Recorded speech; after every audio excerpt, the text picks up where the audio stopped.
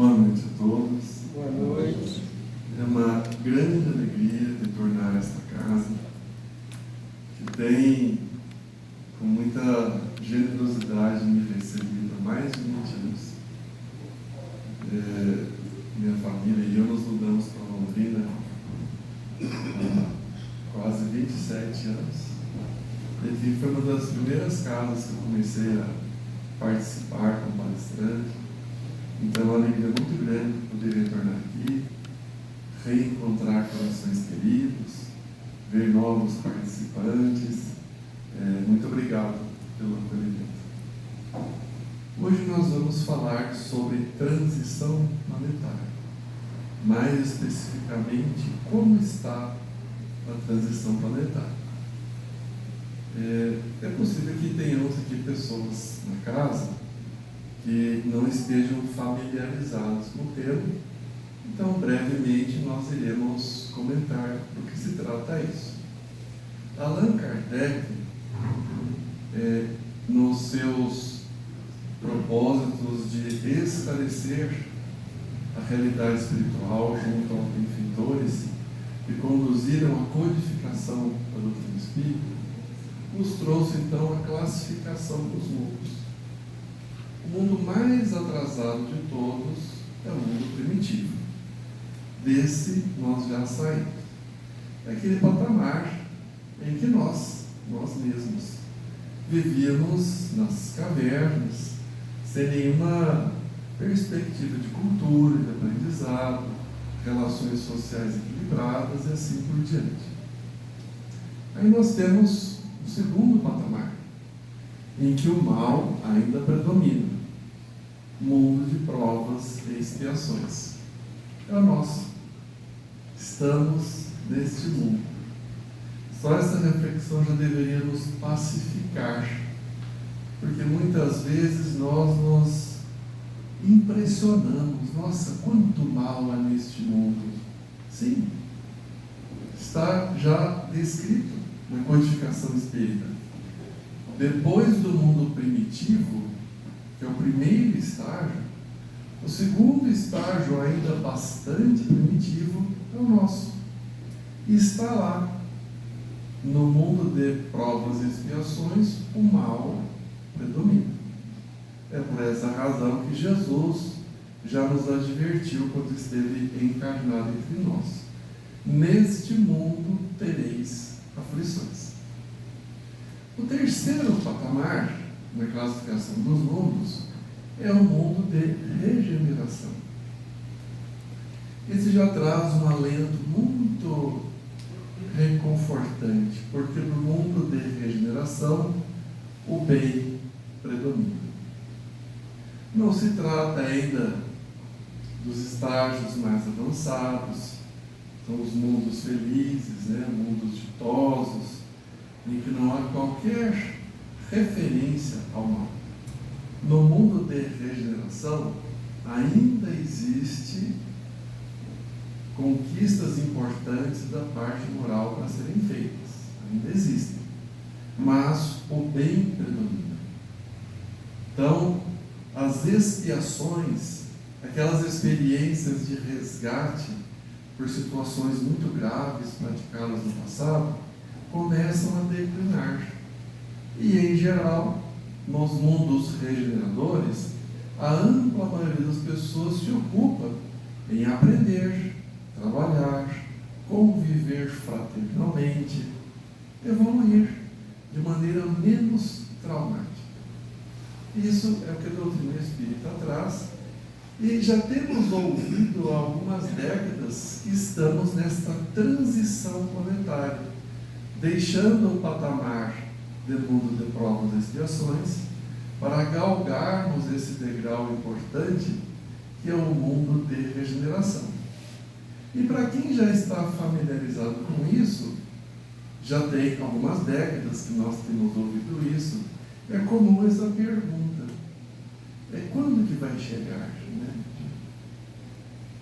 Porque a gente pensa assim: eu tenho me esforçado, eu vou lá na FEMEL, ajudo na sopa, dou roupas velhas para o bazar, como se isso fosse caridade, A gente está simplesmente desocupando o nosso armário e pensa que isso é caridade. A caridade está em fazer isso, mas com amor, participar do momento de doação ou de organização dos itens doados.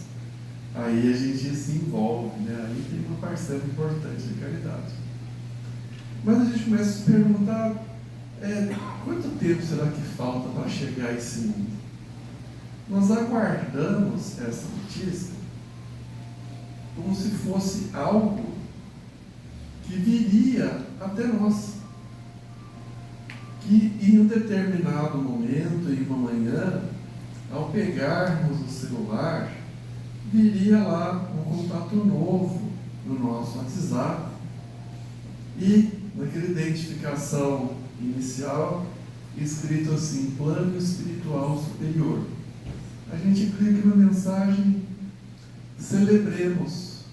Hoje começa o patamar de mundo de regeneração. Aleluia. Né? Muitas vezes, sem verbalizar, nós estamos aguardando isso. Que o mundo de regeneração venha até nós. Será que vai ser assim? Já ouviram aquela frase, seja você a mudança que quer no mundo? E aquela outra frase de Jesus, eu vim construir o reino de Deus. E quando o sacerdote Haná pergunta para ele, Galileu, onde vai construir este reino? Não vejo serviçais, não vejo recursos que lhe permitam esta proposta. Onde será a sua construção? E Jesus responde, no coração dos homens, no coração das pessoas. Isso se aplica exatamente agora para nós. A pergunta não é quando o mundo de regeneração vai chegar. A pergunta deve ser, o que eu estou fazendo para construir em mim o mundo de regeneração? Porque aqueles espíritos que já compreenderam isso, eles na verdade já se encontram pacificados quanto a essa questão.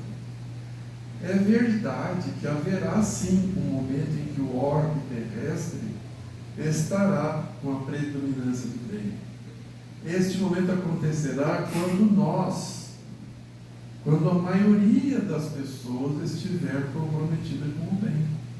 Não é uma construção que virá de fora para dentro, de cima para baixo, um decreto de nosso lar, das colônias felizes. O mundo da regeneração chegará quando nós trabalharmos isso em nós, cada um de nós. Mas será que não teremos nenhum tipo de ajuda? Sim, teremos, claro. Aqueles corações deliberadamente fixados no mal, que já compreendem o que significa a proposta de Deus para nós e se negam sistematicamente a colaborar para isso, esses espíritos já estão sendo deslocados para mundos primitivos. É castigo? Não. Simplesmente é uma adequação de frequência vibratória. Isso já aconteceu na Terra. Se nós pegarmos, por exemplo, algumas regiões que foram altamente evoluídas há alguns milênios, Alexandria, por exemplo, teve a melhor biblioteca do mundo na sua época. Era um povo de cultura ampla. Todas as pessoas que tinham interesse na aquisição intelectual se dirigiam para Alexandria. Os sábios todos estavam ali. Hoje é o Iraque. Como poderia ser isso? Como que uma nação poderia perder a sua bagagem cultural, intelectual? Nós, espíritos, não retrocedemos jamais.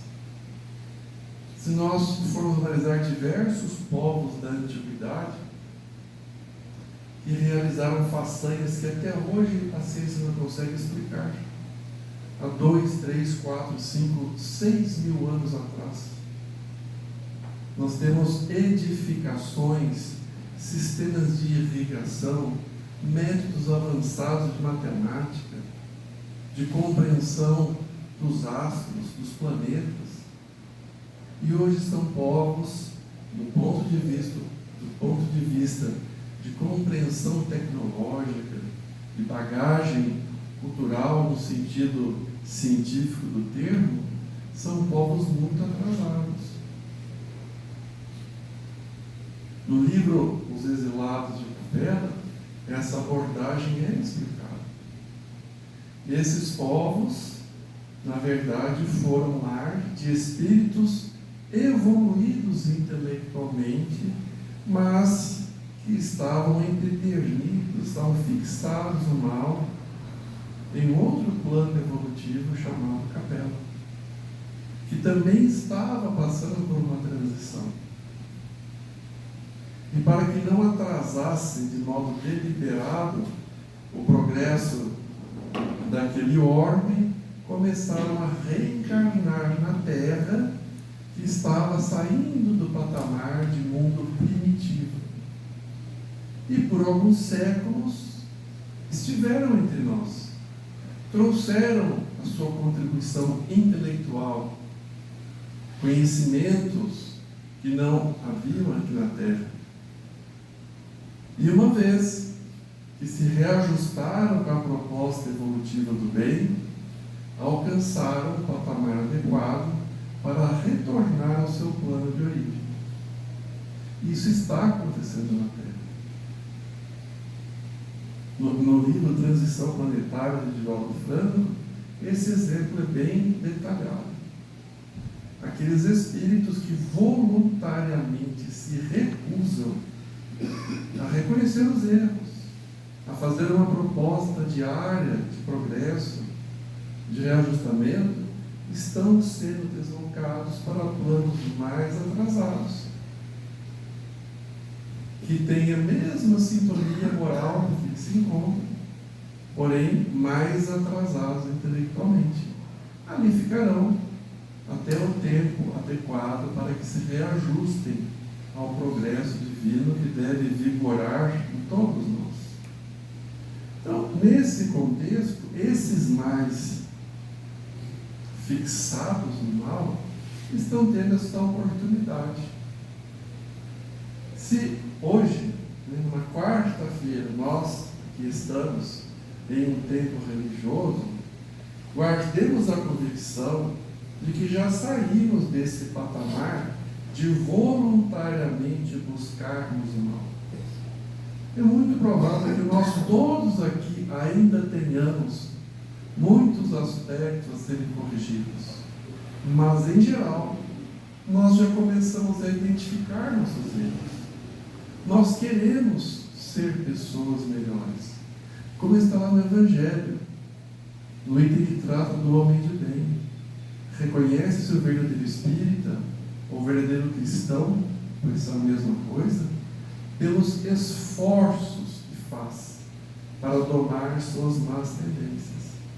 Então, nessa questão da transição planetária, a grande pergunta é: o que cada um de nós tem feito para lidar com suas más tendências, para buscar uma renovação, para estabelecer a construção do reino de Deus em si próprio?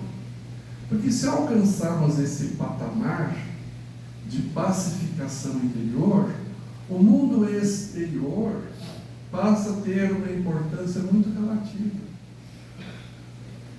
Muitas vezes, nos cenários de crise social, dramas da natureza, catástrofes, complicações severas nas finanças, nas relações sociais, sempre nós podemos identificar pessoas que já estão mais adiantadas nessa construção do reino de Deus em si próprias. E apesar do ambiente externo estar profundamente desestruturado são aquelas pessoas que mantêm a calma, que estão em paz, que orientam, confortam, acolhem. No geral, todos nós já encontramos pessoas assim. Às vezes a família está completamente desestruturada, o ambiente de trabalho está muito perturbado, e surge aquela pessoa com muita serenidade e diz: vamos confiar, um dia após o outro, tenhamos paciência, já passamos tantas crises, essa também vai passar. E a gente se admira, né? Aí começamos a ouvir, é verdade, já passamos tantas crises. Enquanto humanidade, né, como na prece inicial, foi feita, né, a vibração para os países em guerra, e é algo que nós todos devemos fazer todos os dias. Mas quantas guerras nós já superamos? Se nós todos orarmos mais, quem sabe, os frutos benfazejos que nós sejamos capazes de emitir possam colaborar para amenizar, abrandar, encurtar esses dramas. Então, essa construção do reino de Deus em nós deve ser a proposta diária, um exercício constante. Algumas vezes esse exercício parece ser comprometido pelos nossos equívocos. No livro Pão Nosso, Emmanuel faz uma referência muito interessante ao monturo. Monturo era uma designação à época do Cristo, né? Daqueles espaços destinados aos rejeitos, aos dejetos, né? Seria hoje o nosso local para o lixo orgânico. E compreensivelmente o monturo não traz uma impressão agradável para ninguém. Imaginemos, por exemplo, né, na zona rural, muitas vezes, né, eu fui criado na zona rural e nós tínhamos um espaço que às vezes começava com uma vala que a gente jogava ali as cascas de frutas, esterco dos animais, as folhas, né, que a gente recolhia debaixo das árvores, e depois aquilo ficava, né, uma montanha, um monturo, um monte de resíduos orgânicos.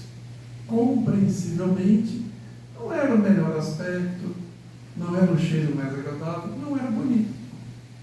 Emmanuel faz essa referência que nós, todos, ainda trazemos esse monturo em nós, que são os resíduos, os resquícios dos nossos equívocos morais de ontem. Nesse processo de transformação moral, muitas vezes nós nos deparamos com esses rejeitos da nossa conduta e nos entristecemos, nos enfraquecemos, porque é desagradável. Como era antigamente muitas casas, né? Tinha lá nos fundos aquele quarto de despejo, quarto da bagunça, quartinho dos fundos. O que era aquilo? Era um lugar que nunca a visita poderia existir, né? Então, coisas velhas, roupas, caixas, dependendo se tivesse alguém na casa mais acumulador, aí aquilo ali ia virando um amontoado de coisas inúteis. A gente não quer ver isso. Todos trazemos esse quarto de despejo, todos trazemos esse monturo, esses dejetos morais. O que nós temos que fazer? Será que existe um passe de mágico, né, que eu apertasse o botão, baixasse um aplicativo, né, remover vícios morais da minha pessoa, né? Vamos usar a inteligência artificial. Pergunta, né? Bom dia, o que você quer hoje? Virar espírito de luz. Não tem. E não teria graça, né? O valor nosso está nas conquistas que exigem algo de nós. Mas Emmanuel faz essa referência ao futuro de uma maneira assim tão estratégica, porque ele coloca, né, que esses resíduos orgânicos no campo são muito úteis, porque devidamente trabalhados podem se transformar em fertilizantes para novas plantações, vão servir de adubo. Mas como seria isso com a nossa conduta? Todos os nossos equívocos morais, nossos erros, nossas quedas podem ser úteis. De que forma podemos aproveitar a experiência? Certa vez eu conversava com um amigo que tinha uma conduta assim, pelo menos do nosso pensamento, muito equilibrado. E éramos jovens, né? E perguntei, nossa, era mais velho do que eu. E eu falei, poxa, eu me admiro, né? Você é uma pessoa inspiradora. Eu disse, obrigado. Estamos aqui na luta. Sabe qual foi o seu melhor exemplo? Era assim, meu pai. O caso é que eu conheci o pai dele. E o pai dele não era exatamente o melhor exemplo de conduta, né? Não nos cabe julgar as pessoas, mas as atitudes podemos compreender para o nosso aprendizado. Aí eu não me contive e falei, mas o seu pai, né, em termos de convivência em família, hábitos de saúde, condutas no trabalho, não foi exatamente assim um primor. E ele disse assim, é verdade, eu aprendi com meu pai como não fazer. Eu fiquei muito impressionado, porque em nenhum momento ele falou mal do pai, pelo contrário, sempre com muito respeito e gratidão, mas ele disse, eu aprendi como não fazer. É um aprendizado. Com certeza, melhor para todos da família seria se ele tivesse tido a oportunidade de aprender como fazer. Bons exemplos. Mas ele viu como não fazer. O mesmo se aplica a nós. Nesse processo da transição planetária, da nossa transição de espíritos atrasados que somos para sermos espíritos um pouco mais adiantados, podemos sim aproveitar cada experiência nossa. As boas nós repetimos, e a repetição de boas atitudes servirá para criarmos hábitos em nós. E um hábito estabelecido consagra o caráter, e o caráter define a existência. E os nossos atos equivocados? Tudo bem, vamos nos pacificar com esse mundo puro que trazemos em nós. Temos que reconhecer, sim, realmente eu tenho este defeito, eu tenho este desvio de conduta. Lembremos de Paulo que dizia, graças a Deus já somos o que somos.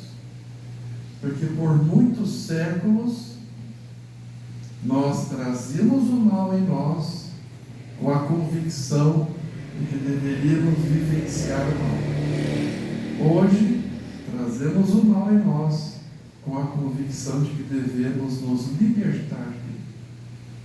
Fazer um processo de substituição. Para cada atitude equivocada que eu identifico na minha conduta, vou procurar colocar naquele local, a cada dia, passo a passo, uma nova proposta, um novo hábito, uma nova maneira de ser, um novo hobby. Vou procurar uma nova amizade, um novo grupo.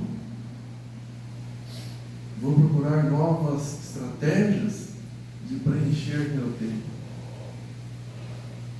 E aí os nossos equívocos servirão sim para nos trazer muita humildade quando vier aquele ímpeto de julgar o outro por algo que eu já tinha superado.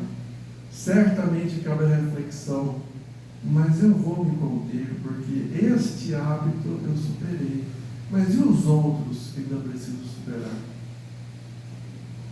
Nossos erros servem para isso também.